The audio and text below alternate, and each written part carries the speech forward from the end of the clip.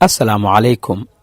waan kaga mahadcelinayaa daawashada iyo la socoshada muuqaalada kala duwan ee halkan ku soo bandhigo.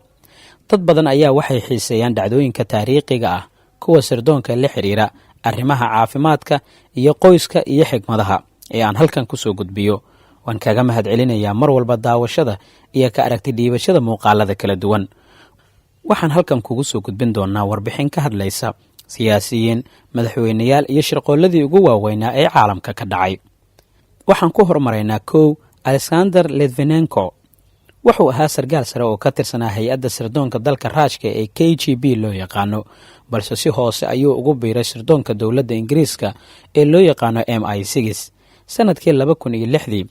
sirdoonka dalka ruushka ee k g b oo ka mid ah sirdoonada adduunka ugu khatarsan ayaa diyaariyay shirqool lagu qaarijinayo litvinenko oo muddo sanad ah sirtii dowladda ruushka u gacangelinayo sirdoonka ingiriiska ee MI6. sirdoonka dowladda raashka ee magacooda loo soo gaabiyo k g b waxaa u suurto gashay inay xiriir la yeeshaan shaqaalihii hodheelkii cuntada uu ka cuni jiray ee uu deganaa ee ninka lagu magacaabo alexander litvinenko. 3 iskuday oo dil oo fashilmay ayaa la isku dayay in lagu qaarijiyo master litvinenko kadib markii sirdoonka ay dhinacyo kala duwan ay ka soo mareen. iskudaygii afraad ee ugu dambeeyey ayay u suurto gashay in ay koob shaax ah ay ugu daraan sun, taas oo ahayd mid culus oo shucaac gelinaysay nafsadiisa, waana midda loo yaqaano acute radiation, midda shucaaca ku abuurtay jirka bini'aadamka. isaga oo ku sugan qolkiisii hurdada ee hodheelkii uu deganaa ayaana arrintaas lagu sameeyey. 3 isbuuc kadibna master litvinenko waxaa la dhigay xarunta caafimaadka ama dhakhtarka, laakiin goobtaas ayuu ugu dambayntii ku dhintay. shilkaasina waxaa loo yaqaanaa dil siyaasadeed qorshaysan oo lagu dilay master litvinenko. 2.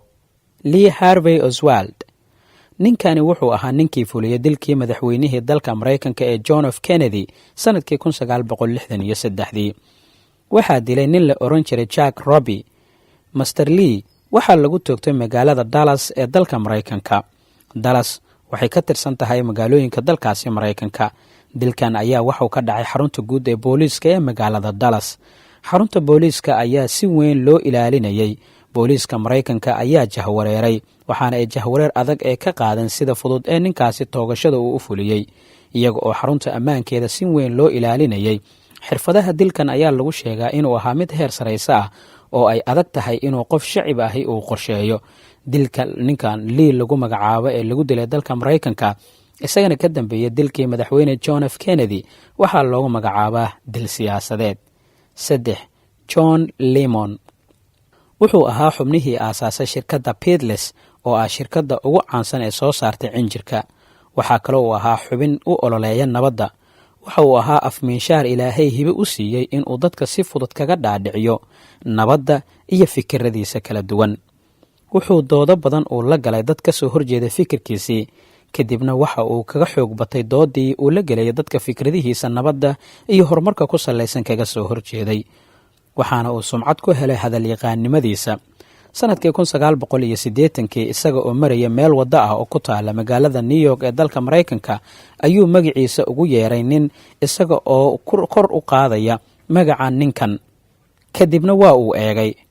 wuxuu arkay nin la oran jiray mark david oo ku soo socda, oo ay u soo direen kooxihii ka soo horjeeday. markii uu soo gaaray master mark ayuu toogasho ku dilay ninkan, waxaana uu ku dhiftay 4 xabadood. mark waxa uu dhex fadhiistay dariiqii uu ku dilay john isaga oo sugayay in la xidho, waxaana ahayd sheeko cajaa'ib ah markii uu dilay john lemon oo isagana ahaa afmiishaar. dilkiisana waxaa la sheegaa inuu ahaa dil nooca loo yaqaano afmiishaarnimada. 4. robert of kennedy. jaamacadda harvard ayuu ka bartay sharciga. wuxuu ahaa lawyer. dowladdii john f kennedy wuxuu ahaa xeer ilaaliyaha guud ee qaranka. robert wuxuu isu soo sharxay jagada madaxweynaha dalkaasi horaantii sanadkii 1968 ayuu u tartamay kursiga aqalka cad ee koongareeska maraykanka, waana uu ku guulaystay. isla sanadkaasi dabayaaqadiisii ayuu u tartamay kursiga madaxweynenimada, isagoo ku jira ololihiisii doorashada oo khudbad u jeedinaya taageerayaashiisii ayaa hodheelka ambasador ee magaalada los angeles ee dalka maraykanka oo uu dad badan kula hadlayay. markii uu khudbadda dhammeeyey isagoo gacan qaadaya dadkii daawanaya ee goobta ku sugnaa ayaa nin la oran jiray sirsan waxa uu soo dhex galay dadkii uu salaamayey, markaasuu bastoolad ku toogtay goobtii ayuuna ku geeriyooday. ifka waxa uu kaga tegay 11 carruur ah oo isugu jiray gabdho iyo wiilal. ninka dilka geystana wuxuu ahaa Falastiini kaga aargoosanaya taageerada Maraykanka uu siiyey Israa'iil dagaalkii 6 cisho ee sanadkii 1967. nooca dilkiisana waxa uu ahaa dil siyaasadeed. 5. Malcolm X wuxuu ahaa nin madow ah oo muslim ah. wuxuu ahaa ninkii ka dambeeyey ururkii awoodda dhaqdhaqaaqa dadka madow ee dalka Maraykanka sanadihii 1960 ilaa sanadihii 1970. wuxuu bilaabay halganka xorriyadda dadka madow ee Maraykanka sidii kuwa cad ay ula sinaan lahaayeen kuwa madow. wuxuu xubin ka ahaa ururka Islaamka ee Maraykanka. isaga oo khudbad ka jeedinaya meel fagaara ah ayuu nin hubaysani ku soo dhex dhuuntay dadkii dhageysanaya khudbadda, kadibna rasaas ayuu ooda kaga qaaday. halkaasi ayuuna ku dhintay. ninkani wuxuu ahaa cunsuri necab dadka madow. nooca dilkiisana waxaa lagu tilmaamaa inuu yahay dil midabta koor ah. 6. Martin Luther King wuxuu ahaa maskaxdii ugu weyneed ee aasaastay dhaqdhaqaaqii xuquuqda shacabka Maraykanka. wuxuu si weyn dagaalka afka ugu qaadi jiray kooxihii cunsuriyiinta ahaa ee caddaanka ahaa ee dadka Maraykanka qaybta ka ahaa. wuxuu ahaa nin madow ah. horraantii sanadkii 1968 isaga oo taagan dayrka gurigiisa dabaqa 2 ayaa toogasho lagu dilay. ninka toogtay ayaa la oran jiray James Earl. wuxuuna u baxsaday magaalada London ee dalka Ingiriiska, kadibna waa la soo qabtay. James wuxuu ahaa nin cad oo diidan xuquuqda dadka madow.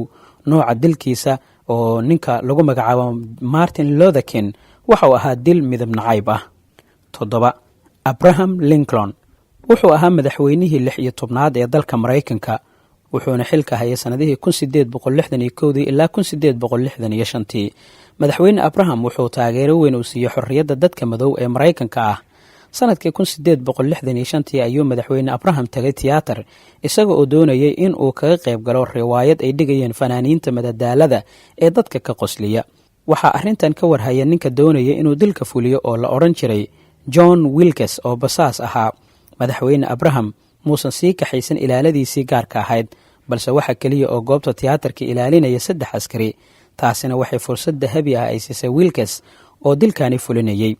markii madaxweynaha uu galay tiyaatarkii ee uu fadhiistay ayuu madaxa ka toogtay, waana uu baxsaday. inkastoo markii dambe la soo qabtay maalmo yar kadibna la sii dilay. waxaa shacabkii Maraykanka iyo adduunkaba ka dhaadhici weyday sida fudud ee dilka uu dhacay. nooca dilkiisana waxaa lagu sheegaa inuu yahay dil siyaasadeed. 8. Julius Caesar wuxuu ahaa siyaasi iyo hogaamiye military. wuxuu ka mid ahaa siyaasiyiintii Roomaaniyiinta ee qarnigii 1. wuxuu hoodo ku lahaa dagaalkii iyo kicintii dadweynaha.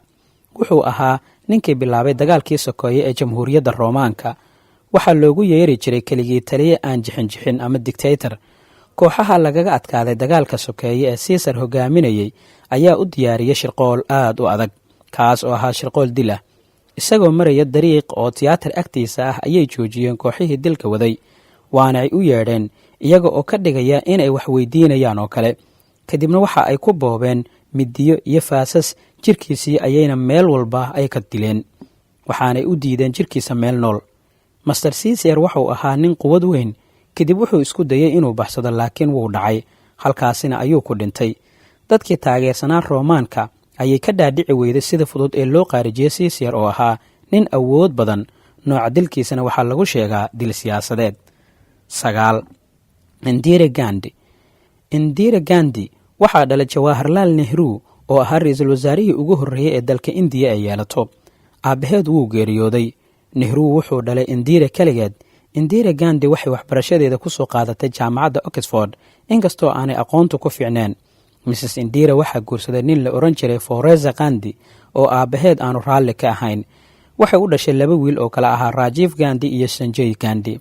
tartankii ra'iisul wasaarenimada ee Indira Gandhi waxay ka faa'iideysatay sumcaddii aabbaheed, waxaana isku sharaxday jagada ra'iisul wasaaraha. waqtigan aabbaheed wuu noolaa. sanadkii 1966 ayaa loo doortay ra'iisul wasaaraha dalka Indiya. waxay loolan adag la gashay xubnihii rogcadaaga ahaa ee siyaasaddii uga soo horreeyey, balse way ka adkaatay. Indira Gandhi wuxuu khilaaf xoogan uu soo kala dhex galay iyada iyo kooxihii Zingaha ahaa. markii khilaafkii uu dhammaan waayay ayuu isku rogay dagaal xoogan oo ka dhex qarxay dowladda iyo Zingaha. Indira waxay amar ku siisay ciidankeeda inay burburiyaan macbadka ugu weyn ee ay leeyihiin Golden Temple la yiraahdo. madaafiic ayaa lagu garaacay, dhulkana waa lala simay. waxaa ku dhintay dad fara badan. indira gandi waxay ilaaladeedii gaarka ahaa ka mid ahaa askari ziinga ah ama ziingaziingaha kuwa loo yaqaan.